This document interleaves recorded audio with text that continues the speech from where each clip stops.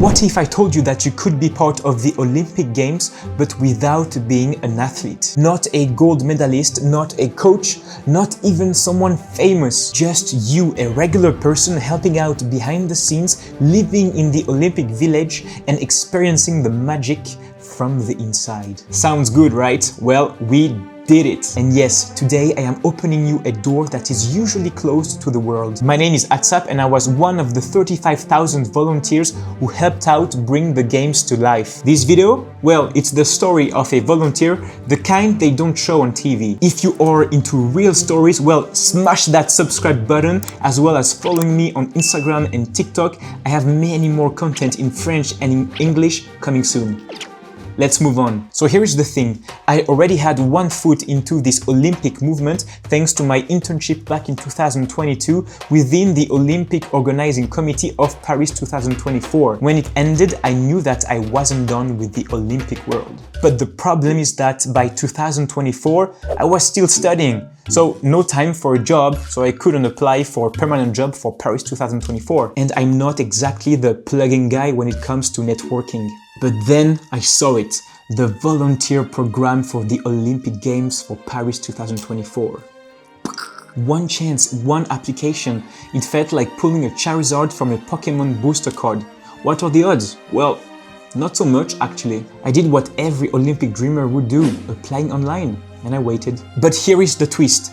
I'm from Monaco and one day I just randomly stopped by the National Olympic Committee of my country just to get to know more about the movement and to say hi. I swear I did not have any expectations. And then boom, they told me that they were actually looking for volunteers for the games to help them out. Yo man, what were the odds? Me? Will I be ready? Also me? Hell yeah baby, I'm ready! Lesson of the day. Don't be a fool to come understand the rule. Yeah, I know, it doesn't mean anything, but it sounds dramatic. And just like that, I had my ticket for Paris 2024 Olympic Games. So now that I am officially in, what was next? Getting the badge, the uniforms, the hat? Let me tell you, because things started to get very real. After getting confirmed as a volunteer, next up, onboarding baby! Yahoo!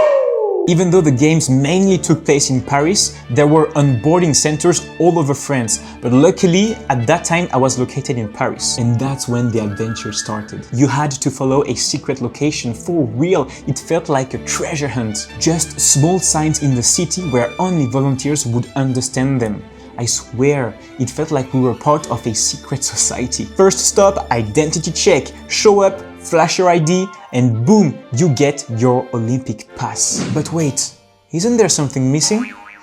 The uniforms! The most exciting moment! We were led through little Olympic trails in town, ending up in a building that looked like a pop-up Decathlon store. Inside, rows and rows of uniforms, pants, shirts, shoes, t-shirts, and the iconic hat. We got to try everything and walked out feeling like we were already part of an Olympic squad.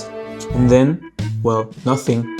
Just the long wait before the Olympics starts. Except that I didn't know what I would do, like what was my real job. What does a National Olympic Committee assistant do? Where do you start when the Olympics are your workplace? My official volunteer title? National Olympic Assistant. My mission? Support the Monaco Olympic Committee inside the village, aka the beating hearts of the games. Think of it as a mini city. You have buses for athletes, a massive dining hall, medical centers, religious spaces, everything. Our job? To know the layout inside out, and fast. Small tip for future volunteers: deep dive into the village, take notes, ask questions, talk to the staff.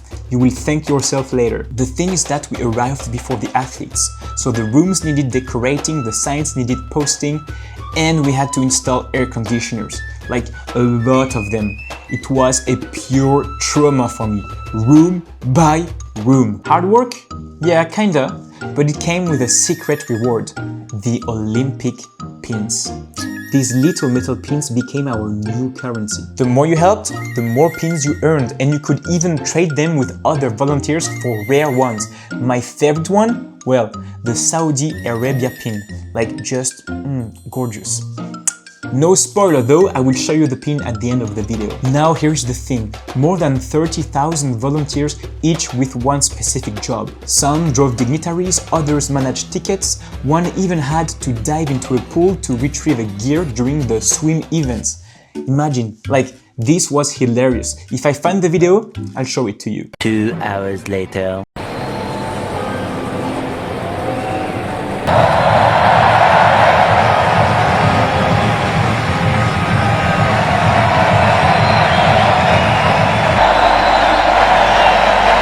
But back to the main story, it was finally time to meet and greet the famously known Monegasque National Olympic Committee! Woohoo! Finally, they arrived. The Monaco delegation rolled into the village, and even though it is the second smallest country in the world, you could feel the pride. 6 athletes, big hearts, and I saw them a bit like the Monegasque Avengers.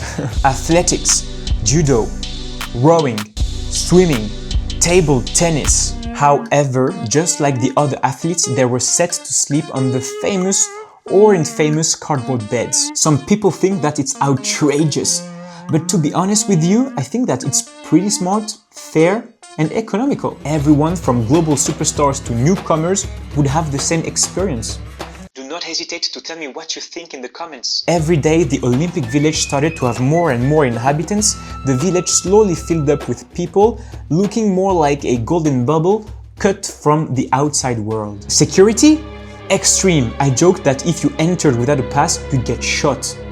Well, sarcasm apart, I think that was quite true. As part of our volunteer task, we helped set up the rooms, hang flags, and decorate balconies. Each building reflected its country. The US, for example, one massive and flashy building. Monaco's, well, more DIY and homey, but that's what made the Olympic Village so beautiful. Seeing the cultural personality of each country show up in paint, banners, even fairy lights. And just when I thought that things couldn't get even more exciting, I got picked up for something truly unforgettable, unique, and really exciting. Imagine something even better than pulling a Charizard from a base set Pokemon display, getting randomly selected to assist during the Olympic opening ceremony. Yeah, bro!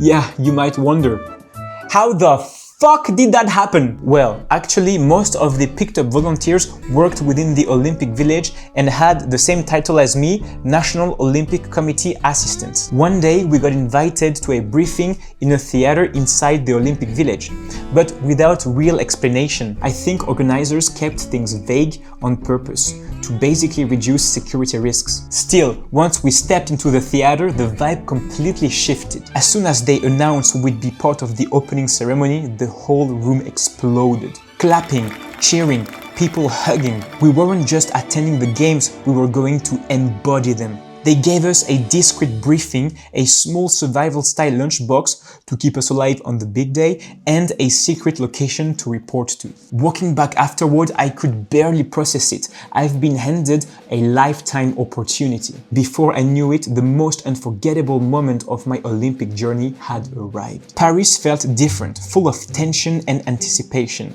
As I approached the Seine, I passed armed guards, snipers on rooftops, and boats with marine troops. Guys, it was wild. At the dock, they showed us the boats, and that's when the fun began. On my side of the dock, there were boats from delegations like Ukraine, Switzerland, the US, and other countries. Being Swiss, I had one goal: getting on board of the Swiss boat. But how could I do that? The only way some volunteers could choose their boat was according to their language skills. For example, if you speak German, you would be assigned to the German boat. If you speak Ukrainian, you would be assigned to the Ukrainian boat.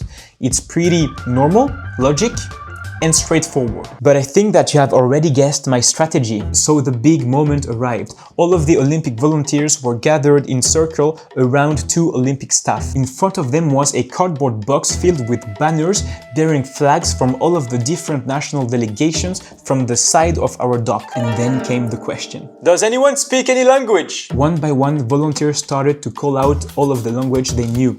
Ukrainian, Dutch, German, whatever they had. Time was ticking, I had to act. Switzerland has 3 official languages: French, Swiss German, and Italian. So I needed to sound convincing to get placed on the Swiss boat. So I blurted out, full confidence, Swiss Romansh and Italian. Phew! They actually seemed to buy it. But then, right next to me, there was this huge guy who turned toward me asking dead serious, Is Swiss Romansh even a real language? are you kidding me? Out of all of the people, why did I have to stand next to the guy who decided to fact check me live? Yo, I had no choice. I had to commit to my lie like a fucking pro. And like we say in the United States, fake it till you make it, right? So I tried to play it cool and asked him, hoping, praying. Are you Swiss? I figured that there was one chance out of 1,000 that he was actually Swiss. I mean, what were the odds? Well, he was. He was actually fucking Swiss and living in Switzerland. Come on! Like, boom, my entire plan to the trash. But then he started laughing because he realized that I tried exactly like him to do everything I could to get on this Swiss boat. In the end, we both laughed it off, two Romansh experts united by the same sneaky goal. And guess what? It worked! Yes! We both ended up being selected to help out the Swiss delegation for the Olympic opening ceremony. Isn't it crazy? I sincerely still don't believe it. What happened next? Well, I could describe it to you, but honestly, I think that it would be way better for me to show you how the vibe was.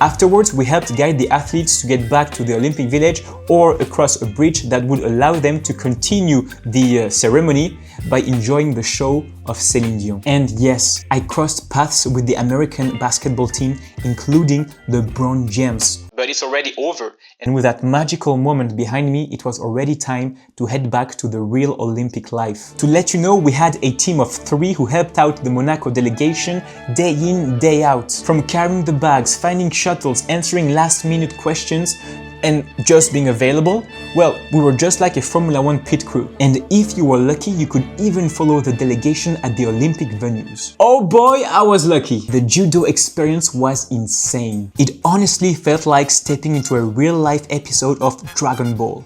Before entering the arena, all of the judokas were warming up in this massive hall that looked like a giant dojo. Each athlete had their own little space, and in the middle, a huge mat where they trained together before being called to fight. What struck me most was how normal they all seemed. No big crew, no flashy vibes, just pure focus, just like if it was a small local tournament. Except for one, Teddy Riner. This guy had a whole team around him, coaches, staff, the full package. He stood out immediately. It was like seeing Mbappe getting ready in the corner and next to him, second division players doing their things. Then it was finally time for our Monaco judoka to go fight. I followed the management team into the arena and watched some of the fights up close. Our judoka gave it all, and the atmosphere was electric, especially when a French fighter stepped in. Like, yo, the crowd went wild. People were screaming, singing the national anthem out of nowhere. The energy was so intense, you could feel it in your veins. Of course, not every day during the game was non-stop action. Some were lighter, which gave us the chance to help other delegations if needed, to meet new volunteers, or to simply chill out in the volunteer lounge. If there is one mission I won't forget, it's the one when I had to assist the arrival of the Prince of Monaco at the Olympic Village. He visited the Monégasque headquarters where the athletes were staying, made a stop at the French delegation's building, and then, to my surprise, had lunch at the Olympic restaurant. That was a big deal because volunteers are usually not allowed in that space. We had to prepare his own dining area that he would enjoy with all of the Monégasque delegation. The Olympic restaurant was a massive self-serve hall with food from all around the world. You could find pretty much anything. And yes, I finally got to try the famous chocolate muffin. The rumors were quite true. Like, what makes it so delicious is the creamy chocolate inside of it. Just amazing. So let's get back to our mission. Our task was to decorate a few tables for the prince and the delegation. Thankfully, we met a kind F&B manager who let us set up a special area for them. And the prince himself? Honestly, I think that he's one of the nicest dignitaries I have ever met, and he's super down to earth. And I got the chance to take a picture with him. So cool. Fun fact, did you know that actually the Prince of Monaco was an Olympic athlete? He competed in bobsleigh during the Winter Games for his country. I believe that this is not something we hear every day about head of states, right? Oh, and speaking about VIPs, one of the unexpected highlights of my journey, I got to see how media interviews athletes behind the scenes. And come on, I even got interviewed by these media on TV. Yo, woohoo! Yep, full celebrity. Well, kind of. But I wasn't the only one living the Olympic magic. Thousands of other volunteers as well helped out during the games, and I think that they deserve some spotlight as well. As I said, I was just one of thousands. Each volunteer has a story, a moment, a mission. So here is a quick tribute to all of them, to all of the volunteers who traveled around the world to give their time for free and to contribute to the games at their own scale.